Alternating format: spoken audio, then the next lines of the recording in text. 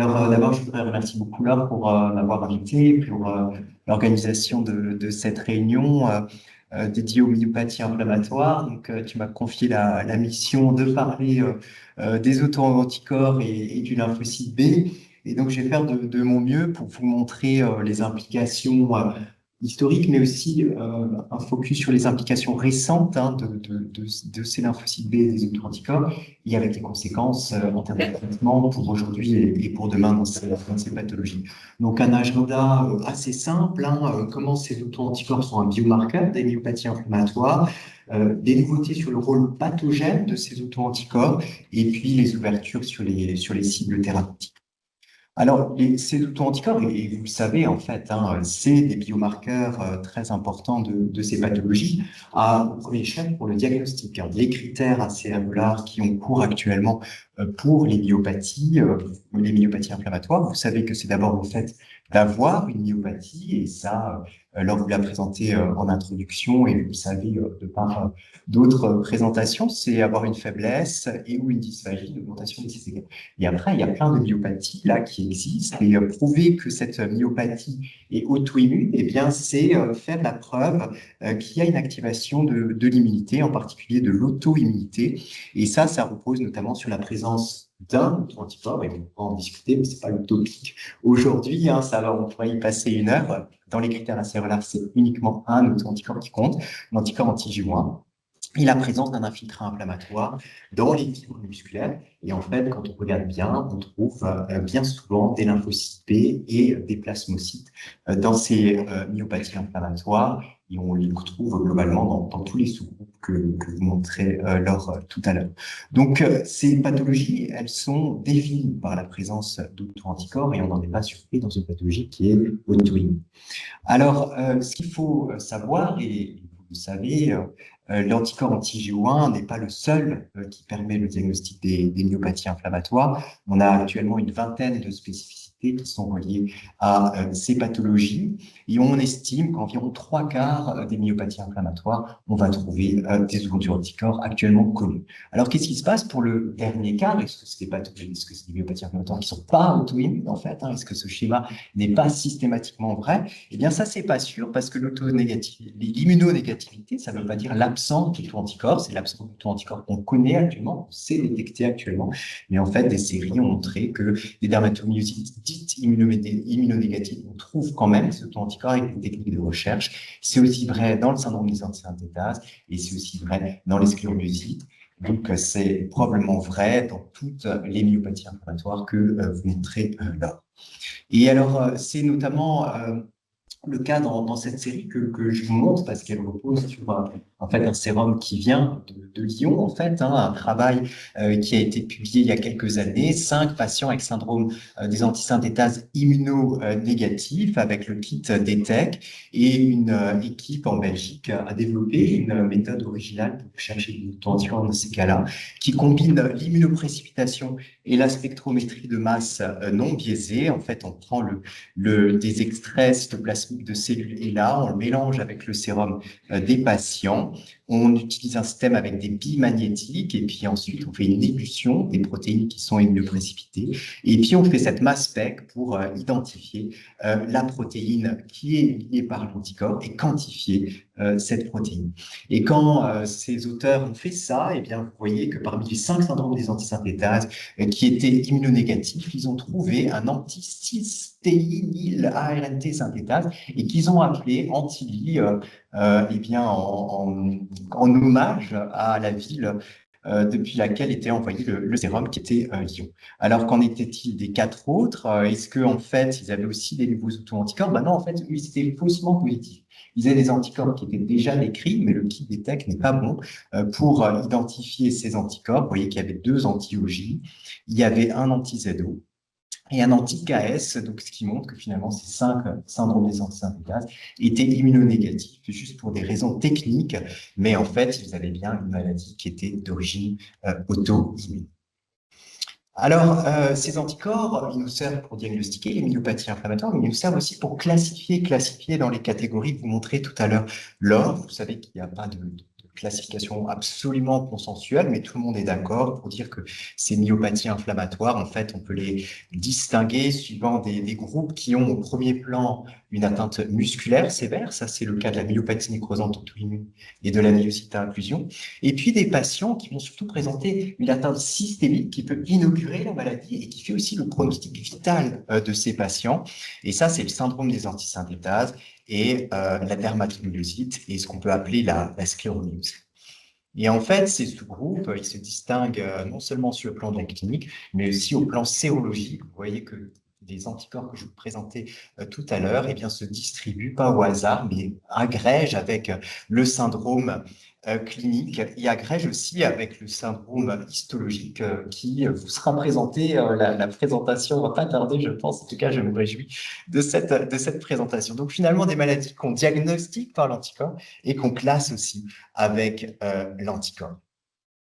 Alors ensuite, ça c'est donc il n'y a pas de recommandation actuelle à suivre le taux des auto-anticorps, mais on pourra en discuter. Est-ce que c'est vrai pour tous les anticorps? En tout cas, ce qu'on voit en tout cas en recherche, c'est que ce taux d'anticorps, il semble corréler quand même non seulement avec la gravité de la maladie, avec l'évolution de la maladie. Vous voyez ici les niveaux d'anti-MDA5 de 11 dermatomyosites.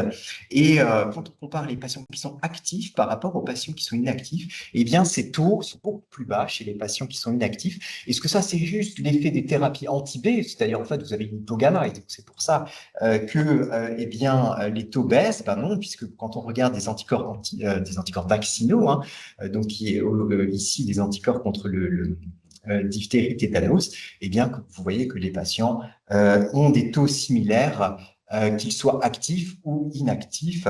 Donc, ce n'est pas un effet des thérapies anti-B. Donc, c'est vrai pour anti-MDA5 et puis c'est vrai aussi pour les MNAI anti-HMGCR, aussi un travail qui avait été rapporté par l'équipe du John Hopkins et l'équipe d'Olivier Benveniste et Yves Allenbach avaient rapporté des choses similaires. En fait, les patients qui sont actifs avec anti-HMGCR ont des taux plus hauts que les patients qui sont inactifs. Et donc, en fait, c'est des maladies pour lesquelles les auto-anticorps pourraient jouer un rôle causal. Mais ça, c'est pas montré dans les diapositives que je vous présente ici. Hein. Là, on voit juste une association. Est-ce que c'est cause ou conséquence? On va en parler maintenant. Et en parler, alors on peut pas, j'ai pas volontairement, hein, et puis ça sera en conclusion, je vais pas parler de tous les mécanismes pathogènes possibles de ces auto-anticorps, mais je voudrais focuser sur un mécanisme là qui a été rapporté récemment et qui est tout à fait original en vous présentant ce travail de l'équipe du John Hopkins. C'est un travail de Iago Pinal-Fernandez et de Andrew Mamed, où les auteurs en fait, ont réalisé une immunofluorescence directe du muscle de patients atteints de myosite avec des anticorps anti-IgG. Et quand les auteurs ont fait ça, ils ont constaté qu'il y avait une internalisation des IgG dans le même compartiment subcellulaire de la myofibre que l'antigène contre lequel est dirigé l'anticorps. Ça veut dire quoi? Ça veut dire qu'en fait, les patients qui ont dans le sang des anticorps anti-MI2 et des anti-PMSCL, dont on sait qu'ils ciblent un antigène qui exprime au niveau du noyau, eh bien vous voyez que l'immunofluorescence directe donne une fluorescence sur le noyau et pas sur le cytoplasme. Et puis, les patients qui ont dans le sang des antisynthétases, des anti-MDA5, des anti-HMGCR, dont on sait que l'antigène est cytoplasmique, ces patients, ils ont sur l'immunofluorescence du muscle une immunofluorescence qui est cytoplasmique, alors que le noyau, vous voyez, n'est pas staining. Alors, est-ce que ça marche pour tout? Non, malheureusement, hein, ça c'est quand on fait de la recherche, ça serait trop beau pour être vrai, ça marche pas pour tout. Pour les anticorps anti-TIF1 gamma et anti-NXP2, il y avait une internalisation des IgG qui était discordante avec le site d'expression de l'antigène qui est connu, et on pourra en reparler si vous le souhaitez, mais juste en petite parenthèse, anticorps anti-TIF1 gamma et anti-NXP2, c'est les anticorps qu'on cherche. En fait, c'est possible qu'il y ait d'autres auto-anticorps et qui expliquent cette discordance, mais c'est un autre chapitre. Alors, donc finalement, pour résumer ces résultats, on a une colocalisation antigène-anticorps dans les myofibres des myosites.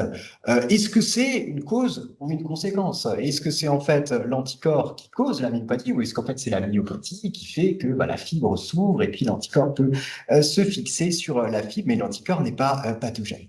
Alors, pour répondre à cette question, les auteurs ont développé une seconde ligne d'expérience qui est en fait l'étude du transcriptome musculaire des patients et étudier la compatibilité de ce transcriptome avec la fonction connue de l'antigène. Alors, comment ça marche? En fait, ils ont comparé le transcriptome musculaire de façon anticorps spécifique et ils ont étudié est-ce que ça correspondait au transcriptome de cellules ou d'animaux qui sont KO pour cet antigène. Et ça, c'est pas des expériences qu'ont fait les auteurs, c'est une revue de la littérature.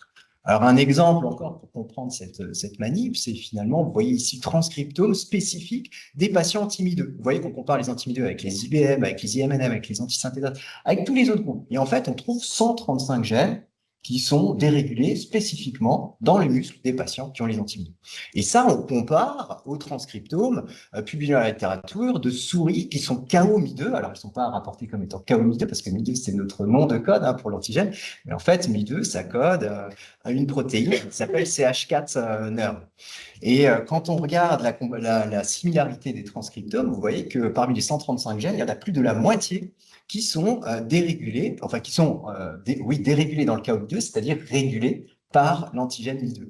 Est-ce que ça, c'est spécifique au groupe MID2? Bah oui, parce qu'en fait, quand on prend les patients qui n'ont pas d'anticorps anti-MID2, eux, ils ont des gènes qui sont dérégulés, mais seulement un quart sont régulés par MID2. Donc ça nous dit que oui, c'est possible que l'anticorps, en fait, en tout cas, il y a un transcriptome musculaire qui est compatible avec la dérégulation de la fonction d'antigène pour MID2.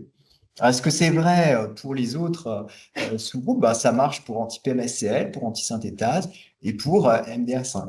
Mais là aussi, la recherche, c'est compliqué. Est-ce que le modèle continue à marcher pour les autres? Non, HMGCR, on avait une colocalisation de l'anticorps avec le compartiment subcellulaire, mais malheureusement, le transcriptome n'indique pas une dérégulation d'HMGCR. Alors, les auteurs, ensuite, ont continué leur expérience parce que là, finalement, ils avaient une internalisation de l'anticorps dans les myofibres. Ça correspond avec les anomalies transcriptomiques, mais est-ce que c'est vraiment la cause? Est-ce qu'ils sont capables de le valider? Alors, pour faire ça, eh bien, ils ont comparé la signature transcriptomique des patients. Ils ont regardé si c'était reproduit par des anticorps qu'on électropore cette fois-ci dans des myoblastes. Donc, c'est plus des souris KO ou des sets de cellules qui sont pas forcément musculaires, c'est vraiment une validation sur la paillasse des auteurs. Donc, ils ont pris des IgG des patients, ils les ont électroporés dans ces myoblastes, ils ont ensuite réalisé le transcriptome, et vous voyez que là encore, le modèle fonctionne pour un certain nombre d'auto-anticorps. Les meilleurs, c'est anti-MID2 et anti-PMSCL, puisque là, quand on électropore l'anticorps, on reproduit 3/4 du transcriptome qu'on observe chez les patients. Donc vraiment, là, on commence à croire que oui, l'anticorps, en fait, c'est la cause des anomalies des fibres musculaires de ces patients. Mais là encore, ça serait trop bon pour être vrai si ça marchait partout. Vous voyez, quand il y a HMGCR, type 1 gamma et NXP2, ça marche moins bien. Et donc finalement, pour synthétiser, on a en fait ces expériences en fait montrent que on a un niveau de preuve du rôle pathogène qui est assez fort pour les auto-anticorps, en tout cas ceux qui ciblent les antigènes impliqués dans la régulation transcriptomique. Mais ça, on le comprend bien du fait des expériences, puisque c'est que des expériences basées sur le transcriptome. Donc forcément, vous captez un signal qui est où au niveau des ARN messagers. Et au niveau des autres cibles, qui sont soit protéiques, soit enzymatiques, c'est beaucoup plus compliqué de capter le signal. Et peut-être que c'est ça la cause de l'absence de démonstration de ce modèle pour les autres auto-anticorps. Et en tout cas, on s'est dit que c'était potentiellement la cause pour anti-HMGCR. Parce qu'anti-HMGCR, quand on y réfléchit dans le contexte, c'est l'anticorps pour lequel on a le plus envie de croire que l'anticorps est pathogène.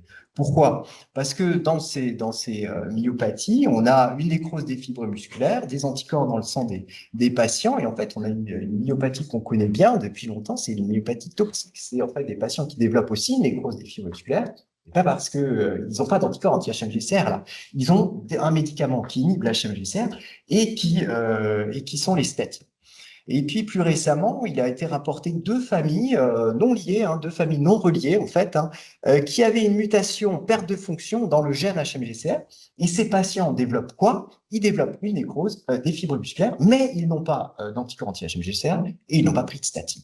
Alors du coup, ça fait penser en fait que le mécanisme des myopathies anti-HMGCR, ça pourrait être le même que celui de ces myopathies toxiques et de ces myopathies génétiques, c'est-à-dire une inhibition de l'enzyme HMGCR, un blocage de la voie du mévalonate, une accumulation des gouttelettes lipidiques et finalement une nécrose des fibres musculaires. En tout cas, c'est l'hypothèse qui est levée par la démonstration de la présence de ces anticorps dans le cytoplasme des patients. Et du coup, c'est quelque chose qui a été exploré par Margarita Giannini, qui est MCUPH là, à Strasbourg, dans le cadre d'un travail qui, par ailleurs, était collaboratif. On a bénéficié d'anticorps anti-HMGCR purifiés de l'équipe de la Pitié. C'est ce que je vais vous montrer tout à l'heure. Et le premier step de ce travail, c'était en fait déterminer si cette accumulation des gouttelettes lipidiques dans le cytoplasme des patients, c'était spécifique des anti-HMGCR, parce que c'est quelque chose qui caractérise les myopathies aux statines.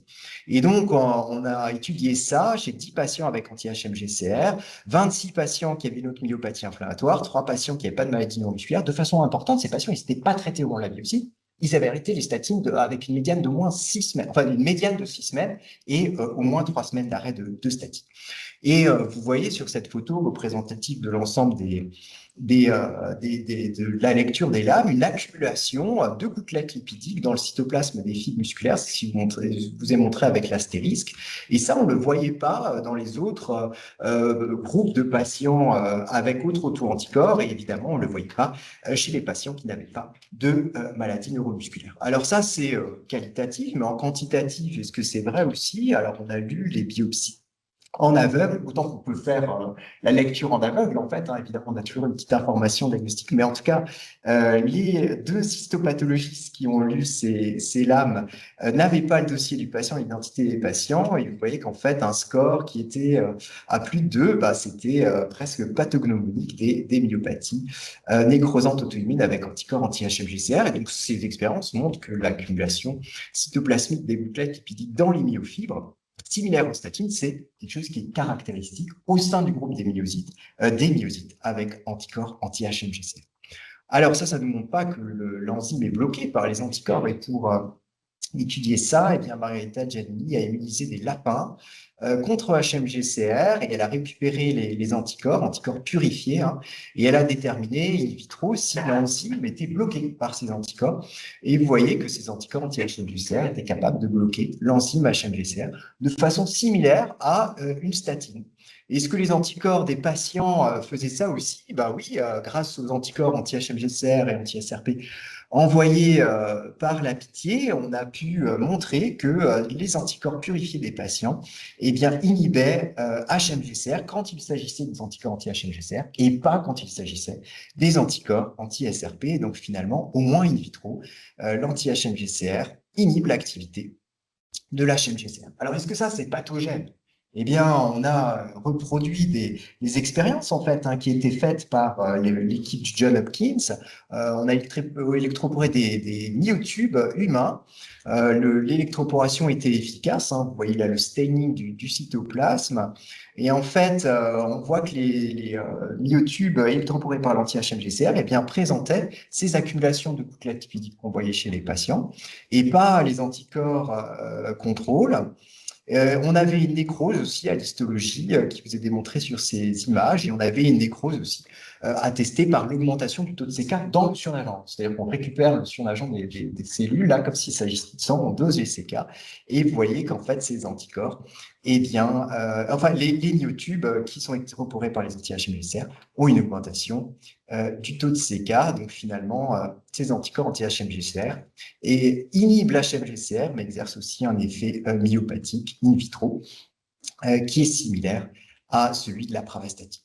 Donc, on a en fait un anticorps de plus qui est probablement pathogène, mais une grande question qui reste pour ces anticorps, c'est comment ils pénètrent dans la cellule. Parce que là, on ne connaît pas de mécanisme qui fait ça. En tout cas, on n'en connaissait pas. Et je voudrais vous montrer rapidement cette publication qui n'est pas encore publiée avec un process de review, donc il faut être prudent, c'est une préprint. C'est encore des données qui viennent du John Hopkins protéines, c'est où les auteurs ont rapporté un mécanisme très original en étudiant le transcriptome spatial du muscle des patients avec myosite. Et vous voyez ici un transcriptome spatial de muscle DM avec anticorps anti-Mi2. On voit les gènes qui sont surexprimés, les gènes Mi2 spécifiques que je vous présentais tout à l'heure. Cette fois-ci, on voit où est-ce qu'ils s'allument, on voit les fibres qui allument ce set de gènes. Et on voit aussi, c'est la photo qui est au milieu de la diapositive, les transcrits de la chaîne lourde et de la chaîne légère des IG. Et comme vous pouvez le noter sur l'image, ça allume aussi dans les fibres musculaires. Donc ça veut dire que dans les fibres musculaires, les auteurs trouvent non pas l'anticorps, mais l'ARN messager qui code l'anticorps. Donc avec l'hypothèse qu'en fait, c'est l'ARN messager qui est présent dans la fibre. Alors ça, évidemment, il faut être sûr qu'il ne soit pas artefactuel. Et alors pour approcher ça, les auteurs ont aussi présenté les ARN messagers de marqueurs des plasmocytes. Vous voyez ici CD38. Et CD38, vous voyez que les ARN messagers sont bien limités sur une cellule dont on assume que c'est un plasmocyte, mais ça ne va pas dans la cellule, dans les cellules musculaires, pardon. Et ce qui indique que ce signal d'ARN messager de la chaîne lourde et de la chaîne légère des IG n'est pas artefactuel, et ce qui ouvre l'hypothèse qu'en fait l'anticorps pourrait rentrer non pas sous une forme protéique, mais sous une forme d'ARN messager. Et cet échange d'ARN messager fonctionnel, c'est-à-dire qui va ensuite être traduit en protéines, c'est quelque chose qui était décrit depuis quelques années, alors pas dans les cellules musculaires et pas avec les IG, mais dans d'autres systèmes. Donc, c'est une hypothèse très intéressante, mais encore une fois, prudence, puisque c'est uniquement descriptif, première chose, il n'y a pas de validation mécanistique. Deuxième chose, c'est que la publication n'est pas approuvée, enfin après revue. Donc finalement, pour conclure, on a ce nouveau mécanisme en fait d'internalisation pathogène des anticorps qui pourrait expliquer une partie au moins de la pathogénie de ces myosites. Je vous indique juste pour que vous le sachiez que ce n'est pas le seul mécanisme décrit en fait. Il y a aussi une cytotoxicité médiée par le complément, soit sur les musculaires ou l'endothélium qui est décrit. Et puis, il y a aussi un mécanisme qu'on connaît mieux du surrène, qui est en fait l'activation des cellules plasmacytoïdes, dendritiques plasmacytoïdes sécrétrices d'interférons par les complexes minces, ce qui fait le lien en fait avec la présentation que faisait Laure. Mais évidemment, je n'aurai pas le temps de vous présenter ça sans trop déborder la présentation. Et je voudrais plutôt enchaîner sur les conséquences thérapeutiques en fait de ça. En fait, si les IG sont pathogènes, eh bien c'est juste logique d'aller bloquer soit l'anticorps, soit les cellules qui le produisent. Et on a un vieux médicament qui maintenant coûte plus très cher, là, qui s'appelle le rituximab, et qui bloque bien tous les stades des lymphocytes avant le plasmacelle, à partir du B immature. Et ce médicament, en fait, est utilisé de façon courante et est reconnu par l'ensemble des guidelines actuels pour être utilisé dans les myosites, même si l'essai qui avait exploré son efficacité, il faut le savoir, était négatif, et c'est RIM 200 patients atteints de myosites, juvéniles et adultes, réfractaires, qui ont été traités par du rituximab DBT, soit immédiatement à baseline, ou alors avec un délai à 3 mois. Et en fait, malheureusement, l'essai était négatif, probablement pour des raisons de design. C'est encore un autre sujet, tout le sujet des outcomes dans les myosites. Mais ce dont on s'aperçoit, c'est qu'il y a des sous-groupes qui ont l'air de mieux en bénéficier, et c'est les sous-groupes avec auto-anticorps. Donc ça fait sens avec ce rationnel que bloquer les cellules qui produisent l'anticorps, ça pourrait être efficace. Et maintenant, on a plein de médicaments innovants qui visent à déterminer l'efficacité et la tolérance dans le champ des myosites. Le premier, c'est l'efgartigimod. Oui, alors ouais, c'est ça que je voulais vous dire. Donc, on peut bloquer directement l'anticorps, on peut bloquer aussi directement les cellules qui produisent ces auto-anticorps, et on peut bloquer les progéniteurs de ces cellules avec différents mécanismes. On peut bloquer les deux avec des trispécifiques, des bispécifiques, ou on peut encore bloquer les voies de maturation de ces anticorps. Donc, vous voyez le panorama extrêmement large de ces essais thérapeutiques qui ciblent l'anticorps, le plasmacelle ou les progéniteurs, enfin globalement tout cet axe lymphocyte B et auto-anticorps. Et puis, on a déjà des preuves en fait d'efficacité pour certains de ces mécanismes. C'est en particulier le cas de l'efgartigimod. L'efgartigimod, c'est quoi? C'est en fait un inhibiteur du FcRn. Vous connaissez probablement ce système de recyclage des auto-anticorps en permanence. Nos cellules captent les IgG circulantes et au lieu d'être adressées vers la voie du lysosome, ces IgG sont recyclés à la surface parce qu'elles sont liées au FcRn qui va les protéger de l'adressage vers le lysosome. Et en fait, il y a différentes classes, enfin, il y a toute une classe en fait thérapeutique qui a été développée pour inhiber ce système-là. Vous voyez les 5 inhibiteurs du FcRn là, qui sont à différents stades cliniques de développement dans différentes maladies. Et l'efgartigimod est un de ces représentants de cette classe. Et cet essai, qui n'est pas encore publié, mais qui a été rapporté à différents congrès, a étudié l'efficacité et la tolérance de cette molécule chez presque 90 patients qui étaient réfractaires, qui ont été traités par efgartigimod ou placebo. Et l'outcome primaire était à 6 mois. Et qu'est-ce qui s'est passé? Eh bien, vous voyez que le score d'amélioration des patients sous efgartigimod était supérieur au placebo. Et cet essai a été en fait positif. Et les critères de jugement secondaire favorisaient aussi le traitement par rapport au placebo. Vous voyez qu'il y avait plus de répondeurs modérés, de répondeurs majeurs sous efgartigimod que sous placebo. La tolérance était globalement acceptable, hein. Les effets secondaires les plus fréquents, c'était les réactions au point d'injection. Il y a eu 2 décès, mais qui n'étaient pas reliés au traitement, hein. Juste pour vous illustrer ça, il y a notamment un des essais qui est relié à un accident de voiture, pas vraiment à voir avec le médicament, a priori. Et le deuxième, je ne sais plus, mais c'était non relié au traitement.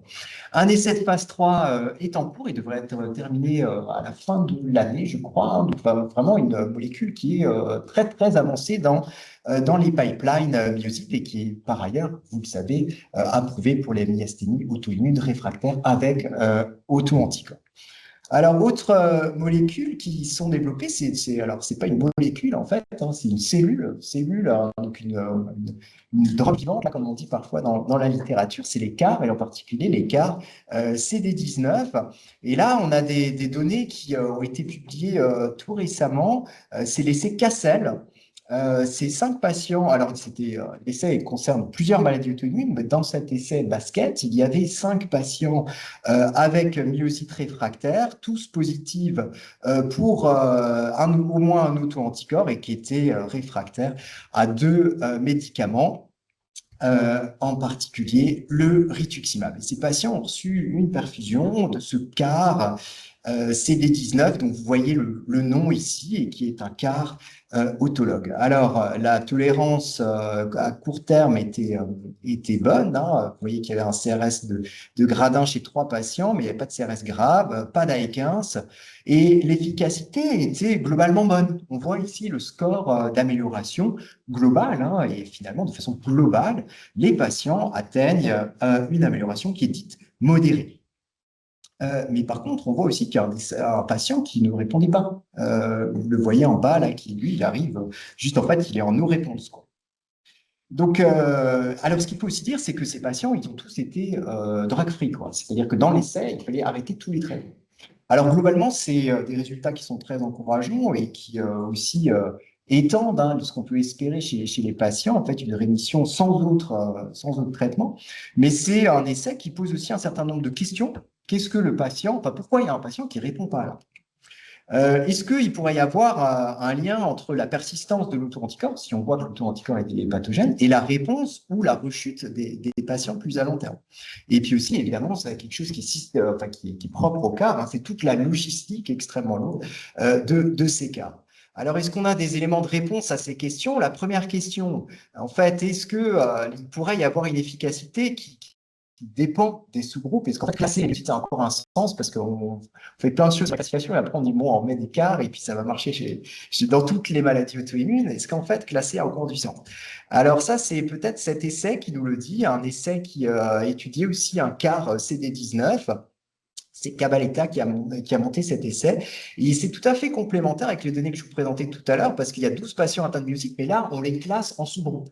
Donc, il y a 4 patients dermatomyosite, il y a 2 antisynthétases, et puis il y a 6 patients avec myopathie nécrosante auto-immune. La tolérance, elle est similaire à ce qui a été rapporté dans l'essai Cassel.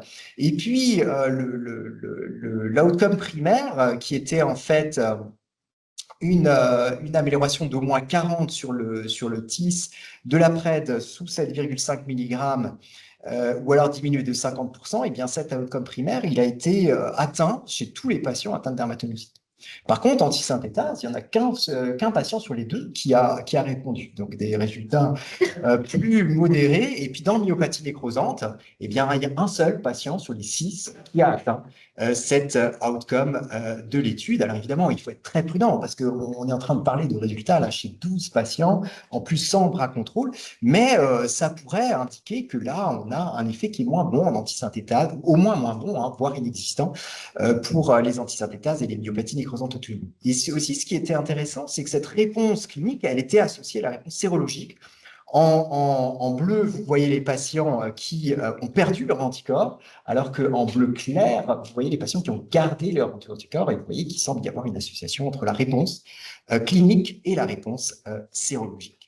Donc, probablement, voilà, encore une fois, prudence dans la conclusion, mais efficacité entre les sous-groupes, bah, c'est possible qu'il y ait une différence de réponse au CAR CD19 sur les sous-groupes. Deuxième question, c'est est-ce que, en fait, la persistance de l'anticorps pourrait être liée à la rémission à long terme? Eh bien, voilà d'autres données qui permettent d'approcher ça. C'est un case report, finalement, publié à très haut niveau, comme quoi, quand on fait de la bonne clinique et de la bonne recherche transactionnelle sur nos patients, on peut très bien publier là. Une patiente antisynthétase réfractaire qui était répondeuse à une première administration de CAR CD19 et qui malheureusement, après 9 mois de suivi, a rechuté de son syndrome des antisynthétases.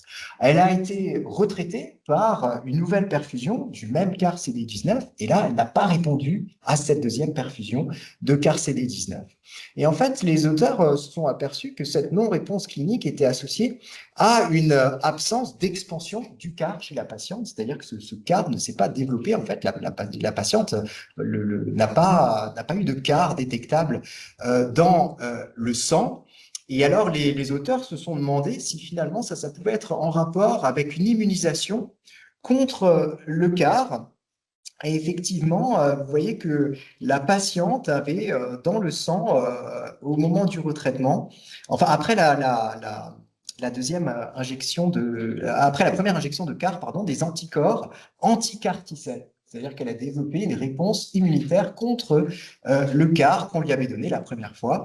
Il n'y avait par contre pas d'anticorps anti-CAR T-cell, hein, donc ce n'était pas une réponse humorale, en tout cas au début, mais ensuite, dans le suivi, elle a à la fin également développé des anticorps anti-CAR T-cell, mais qui n'étaient probablement pas responsables de cette non-réponse. Et donc finalement, on peut considérer que cette patiente a développé un rejet aigu d'une deuxième injection de CAR CD19 qui était due à ces lymphocytes T réactifs contre le CAR, ce qui pose évidemment des questions dans le cas du retraitement. Alors, qu'est-ce qu'on peut faire après l'échec d'un CAR CD19? Ben, peut-être qu'on pourrait cibler d'autres cellules productrices d'antigènes, en particulier les plasmocytes.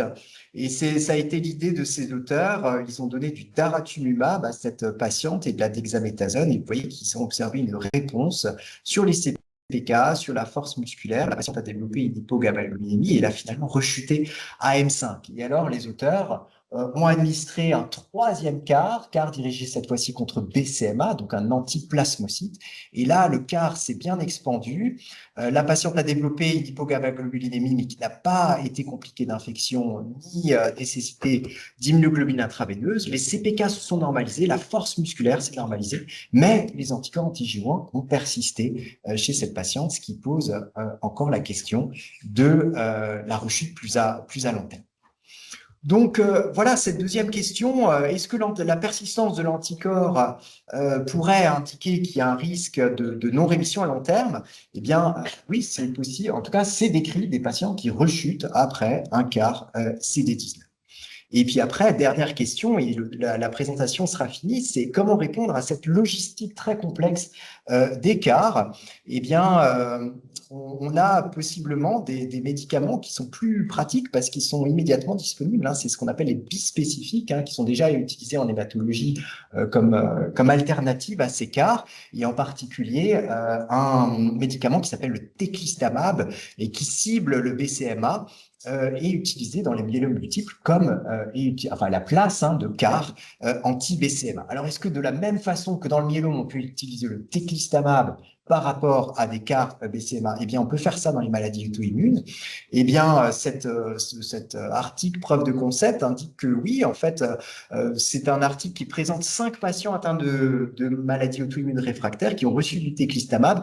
Un seul des patients est rapporté comme atteint de myosite, mais en réalité, quand on regarde le détail, quand on regarde les anticorps, on peut considérer, en tout cas, le myocytologue que je suis, que j'essaye d'être, a envie de considérer qu'il y avait 2 autres patients là, qui avaient probablement une myosite, puisque il y avait un patient PMSCL et un patient PL7 et MDA5, donc c'était 3 patients atteints de myosite, qui avait un suivi assez court après l'injection de ce traitement. La tolérance était correcte, l'efficacité décrite très succinctement. Vous voyez, est-ce qu'on va mieux, est-ce qu'on va pas mieux? Eh bien, il y avait un signal d'amélioration chez ces patients après teclistamab. Par contre, la persistance de l'auto-anticorps était variable, avec une disparition chez le patient avec PMSCL, mais persistante chez les 2 autres patients. Il faut dire que la dose, hein, qui vous est montrée en haut de la diapositive, est plus faible que celle utilisée dans le myélome multiple. Et on a un autre papier qui a été publié plus récemment d'un patient avec antisynthétase réfractaire à plusieurs thérapeutiques conventionnelles et qui a été traité lui aussi par teclistamab, mais une dose plus proche de celle utilisée dans le myélome. Le patient a développé une hypogammaglobulinémie, mais pas d'ICANS, pas de CRS.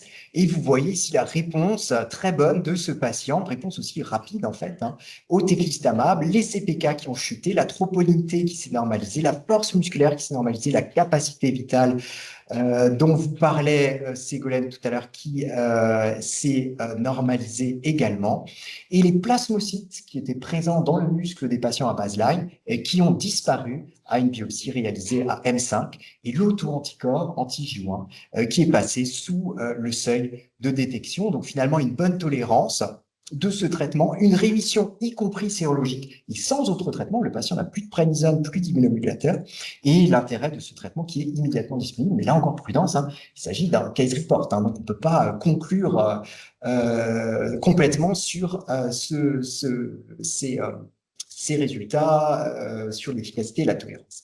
Donc en conclusion, j'espère réussir à vous avoir montré que ces anticorps, en fait, sont des biomarqueurs, qu'ils ont un rôle pathogène, que c'est des cibles thérapeutiques, et en fait, ils pourraient ouvrir, mais c'est une proposition, hein, ce topo ne le démontre pas, mais en tout cas, je pense que ça donne envie de penser que ces auto-anticorps pourraient en fait conduire à une refonte de la nosologie des myocytes, dont la description est en fait empirique, hein, c'est une description clinico-séropathologique, hein, c'est vraiment, on n'est pas dans le mécanisme en fait. Et du coup, les traitements sont empiriques, ils sont uniquement suspensifs, ils ne sont pas curatifs. Et en fait, si on a l'agent pathogène, si vraiment c'est les auto-anticorps qui causent la maladie, eh bien, on arrive sur une classification mécanistique de ces myosites et on arrive sur des traitements ciblés qui sont potentiellement curatifs. Mais ça, c'est l'avenir qui nous le dira parce que l'agenda de recherche, il est très chargé et il est très challenging, hein. Il faut améliorer la détection des auto-anticorps. On n'en a pas parlé, mais en fait, on en a parlé un peu avec les antisynthétases là, faussement négatifs, mais en fait, c'est difficile de mettre en évidence ces auto-anticorps. Il faut mieux préciser l'efficacité et la tolérance dans les différents sous-groupes. On l'a vu, hein, on est sur des petites séries non contrôlées, voire des case reports. Il faut comprendre les mécanismes de résistance et de rechute. Et je voudrais remercier toute l'équipe à Strasbourg et toutes les collaborations, que ce soit en France ou à l'international, en particulier avec Montréal, pour le travail ensemble. Et je serais ravi de répondre à vos questions si vous en avez. Merci encore à l'invitation et bravo aussi pour l'organisation.